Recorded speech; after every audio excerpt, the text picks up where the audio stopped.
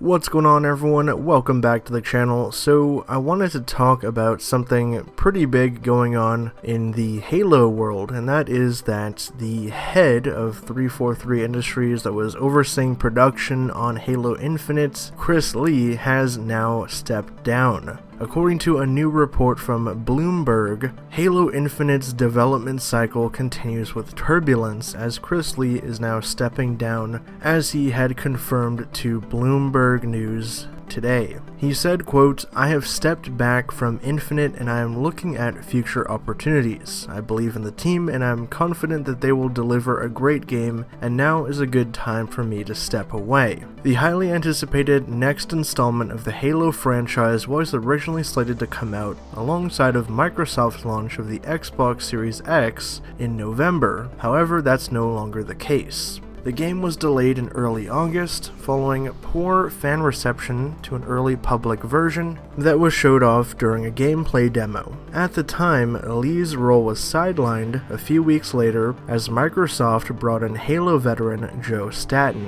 to lead the single-player campaign and another senior executive to run multiplayer.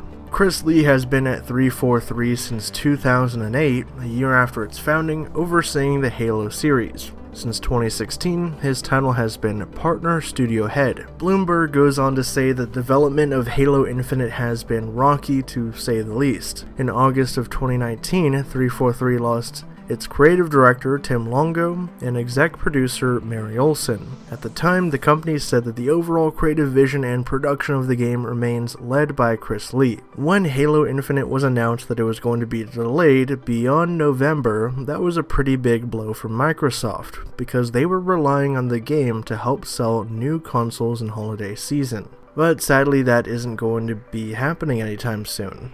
It looks like 343 has only said that Halo Infinite will be out sometime next year. So what do I think about all this? Well, on the one hand, this could be good, because at this point it's saying basically that Joe Staten now has control over what happens with Halo Infinite, or at least that can be inferred. For those of you who don't know, Joe Staten has been involved with all of the Halo games basically ever since Bungie had control of the franchise. He was the campaign lead writer on Halo Combat Evolved, Halo 2, 3, ODST, and on Reach, and he also helped out in the expanded universe writing some of the novels. So on the one hand, you could say to hardcore Halo fans this is good news, but on the other hand it's kind of bad news because this is the second major person dropping out of the Halo Infinite production schedule. Basically, this is the second time somebody who's been overseeing the production of this game walk away from the project over creative differences or whatever reason. We don't really know the full picture, but it doesn't really look good on the surface, I guess you could say.